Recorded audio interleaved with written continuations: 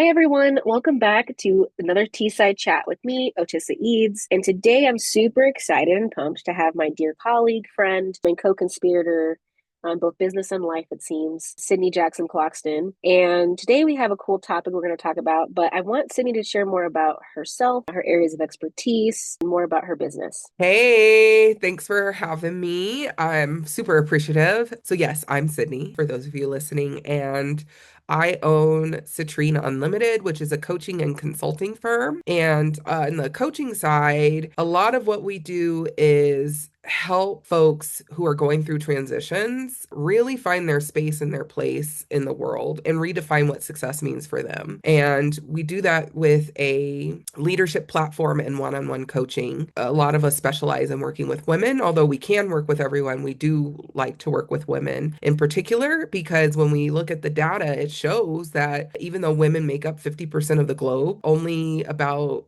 25, maybe 30% of women are in leadership roles. And so why is that? Why is it that we're half of the population, but we're only in decision-making spaces, maybe 25%, 30% of the time? And we're helping to meet that gap and really helping folks to not only think about things from a leadership perspective, traditionally, where it's a lot of mindset, productivity work, but also from a holistic perspective.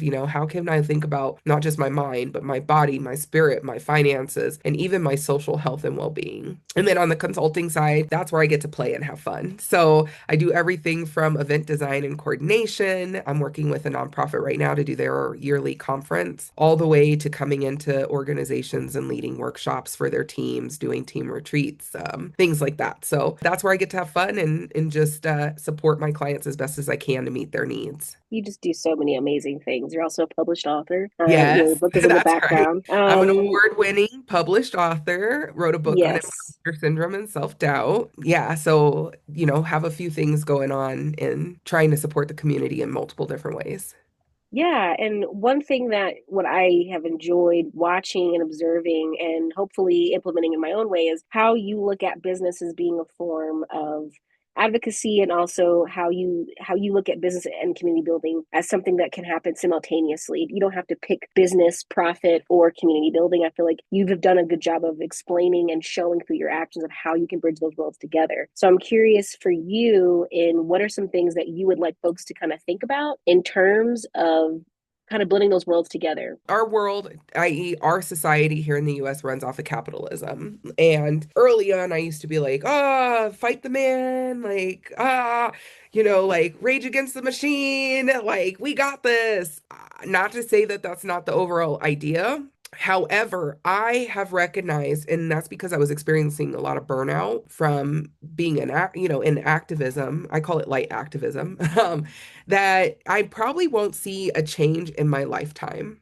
But that doesn't mean I can't have a ripple effect or this butterfly effect in what happens in the future, right? What happens, if I were to ever have kids or my friends' kids and their kids, the fact that I'm borrowing, I truly do believe in a lot of indigenous wisdom and that I'm borrowing from my future generations, right? And so how can I not just be sustainable, but restorative? And so after figuring that piece out for myself, which helped me greatly with my mindset and the burnout I was feeling, I then figured, okay, how can I explore social entrepreneurship? So if I'm going to label myself, I would say I'm a social entrepreneur. I use my business not only to make money because I have to eat, I have to pay bills, that I'd have to take care of my basic needs. And in order to do that where I live, I need green. I need dollar bills, right? Cash is king. But I like to say cash is king, but relationship building is queen, right?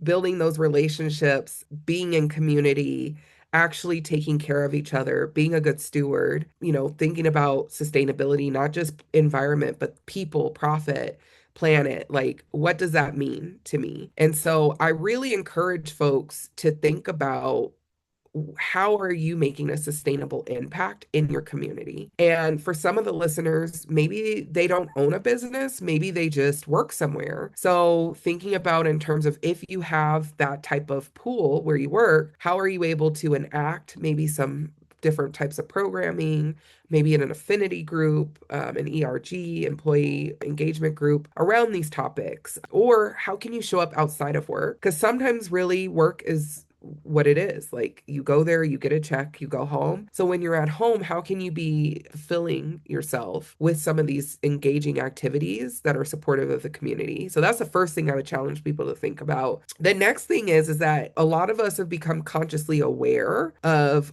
our dollars and where they go. And so if you're someone on the fence of, well, why would I want to either engage in some sort of social entrepreneurship or integrate this into my business, into my values, is to think about the fact that data has shown that our consumers are becoming wiser as to where their dollars are spent. And so there's enough for us to eat, right? And the unfortunate fact is that we have these super large companies that have enough money to throw at marketing or loss leader, right? Like free shipping and things like that. So that from a price point is very attractive to a lot of people, but you still have enough folks out there who are willing to say, hey, I'm willing to spend that extra 10% with you, knowing that you're a small business, knowing that you're doing something that's positive, knowing that this business, when I purchase here, it gives back. And we see that often. I mean, we've seen that with Ben and Jerry. They're one of my favorite examples. We've seen that with Toms and Bombas, right? Where it's like you buy a pair, they give a pair. We see that with Life Straw. You purchase a water bottle, then they help take that funding and to build clean filtration systems globally. Even with things personally with like Kiva, which is for small lending, and you can take $50 and you can invest that in a small business, either domestic or foreign, and then that money comes back to you when they pay the loan back and you can recycle. At this point, I've done based off of $500, I've done $3,000 in lending to small businesses globally, right? So there's all these opportunities out there. There's people who care, and it's more or less how do you attract those folks and connect with them? Yes, you shared a lot of different examples and gems of ways that folks can, really kind of get clear on ways that they can be looking at their business as a form of social change and activism. And one thing I wanted to share this quote from a song by a band I love called Wookie Foot. The earth is not given to you by your parents; it is loaned to you by your children. And it's one of my favorite quotes from them because they're right, right?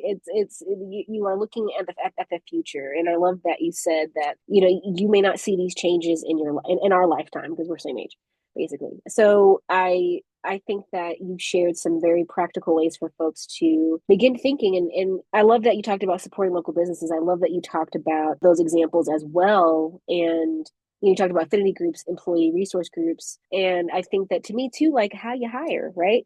Who are you supporting? If you're a small business, you might be able to have an assistant or two. Be thinking about that as well, right? Who are you investing in and supporting, or mentorship, what does that look like, or creating mentorship programs? So I love that you bring that to folks to kind of think about. So you also talk about advocacy activation, and I'm like, wow, can you share a little bit more about that? And you have a huge passion for advocacy work. I know that you wish you had more time to devote to it, so I'm curious, and when you say that, what does that mean to you? I'm going to be honest with you.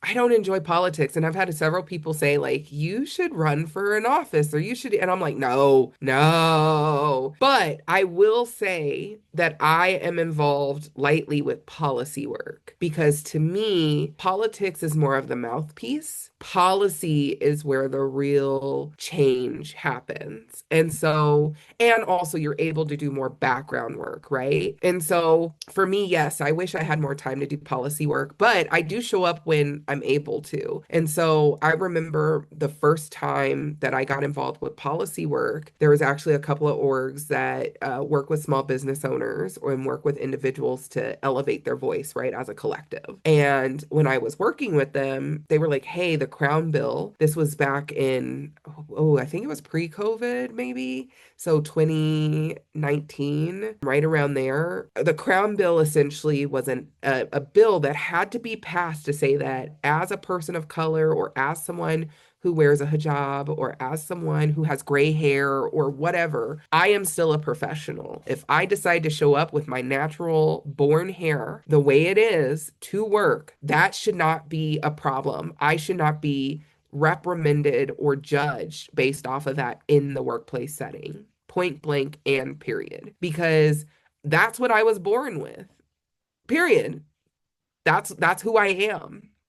And so I was terrified to show up and to speak on something like that. And what I will say is that that's almost by design, but we pay the taxes, we pay the bills to keep the lights on at these facilities, right? At the Capitol, whether it's the state or the national Capitol. We are the taxpayers. Our dollars go to fund these buildings. And so we have every right to show up. So it was really nice to, one, get connected with a group that had similar values and was able and willing to say, hey, we will hold your hand through this process. They actually had someone meet me, just me, by the way. They work with thousands of people, and they said, we have someone who will meet you there at this time, at this location, so we could guide you. Because I don't know if you've been to the Colorado State Capitol. That place is built like a maze. Like I said, intentional design, beautiful, gorgeous rotunda. I love going in there and just looking, but it is so confusing. And I think that's intentional design. And also, this as a woman of color, well, you don't want to go into buildings like that. That's only for when you're in trouble, right? So that narrative that was silently pushed is like those are places for either, professionals, quote unquote professionals, or if you're in trouble, which is not the case at all. And so it was really nice to connect with an org like that because I was able to use my voice and say, hey, as a woman who has an afro, who has naturally born curly hair that stands up and reaches towards the sun, I should be able to show up as I am as a human being in my workspace and not be judged. I should be able to go out into public and not have random people come up to me and pet my hair, which does still happen to this day. Literally had it happen 3 months ago when I moved to a predominantly white area. Someone came up to me, was like, oh my God, can I please touch your hair? So it happens all the time, right? And so that's why these conversations have to happen. That's why we need to show up and use our voices. And there's other things, I've spoken up about reducing regulation around professional licenses for folks who are formerly incarcerated. And I'm trying to think, I believe it was to be an esthetician, right? To be able to do someone's hair and nails, you couldn't be formally incarcerated. Why? Why is that? So you're telling me, like, I totally get it if it's like a daycare and the person had committed a crime, an abuse crime against, even if it's not a child, another person, they can't work with kids. Totally get that. But why wouldn't this person be able to be a plumber or an electrician or do esthetician work or any of those things? So our system is very punitive, and I like to show up when I can for my community to say that, hey, this isn't right. And this is why recidivism is so high. So there's all these different things, whether it's about food, whether it's about, our elders, whether it's about children, even if it's about animals, whatever it may be that someone is really passionate about and cares about, you can show up for it. And that's why I love what I do in terms of leadership work, because leadership isn't a title, it's the way in which you show up every day. The first place you're ever going to be a leader is in your own household, even if it's just you and your fur babies or you and your plants, right? They're relying on you to feed and water them. The way you show up for yourself, right? You rely on yourself to feed and water you. So, anyway, I'm just rambling on, but No, yes. you're not. No, you're speaking beautifully and sharing a lot of different things for folks to consider about ways that they can get involved, sharing their voice, speaking up for the things that they're seeing in their local communities. And I feel like you are a great example of doing that in tandem with your business. And I think that that is something that we need to be talking about more, especially when we talk about leadership and when we talk about business. I think that sometimes those things can get misconstrued on what that really looks like. And so I think that you have done a great job in living it out and practicing what you preach. This is the part that you're not saying, but I just know is there's a lot of work that goes into that. There's a lot of moments where you have to show up to speak and share your story, and then you have to go back to work or go do the other thing or go take care of someone. And that's a lot. And yet it's to your point, it's not about seeking quick results and outcomes. It's about the ripple effect of what that can carry, right? When we're talking about policy advocacy work or just, looking at those community needs and figuring out how you can get involved. So I'm glad that you're speaking to that. And we both acknowledge that's a lot to think about in addition to everything else, but it's really, really important for folks to consider. You're incredible, Sydney. I have enjoyed this conversation. Is there anything else you want to share about this topic before we let folks know about all the incredible things you got going on and ways that they can support you and ways that you support others? The best thing I could say is, it's easy to show up and be like a keyboard warrior. That's what I call folks. And it's easy to have a Discord forward and to have conversations, more like fights on the internet. But that's not going to move the needle. And if you really care, I would tell people it's better just to keep your peace and to mind your own business in that sense and not show up that way versus, actually being present. And to your point, it does take work. I'm not getting paid to do these type of things, nor am I saying I should get paid to do them. I'm just genuinely showing up because it really, really matters to me. It matters what our future generations have. And I find that just really dear. And so, if you're ever trying to figure out, well, what can I do? How can I get involved? I'm always happy to have you reach out to me and to share some ideas and examples, but you also can do a quick Google search. It's that easy. And to find a coalition near you or an association that does policy work around the topics that you're interested in and just show up. And I'm not saying you have to show up every day in terms of doing, that type of work or even every month. Sometimes it's just being able to say, hey, 4 times a year, once a quarter, I do X, Y, and Z.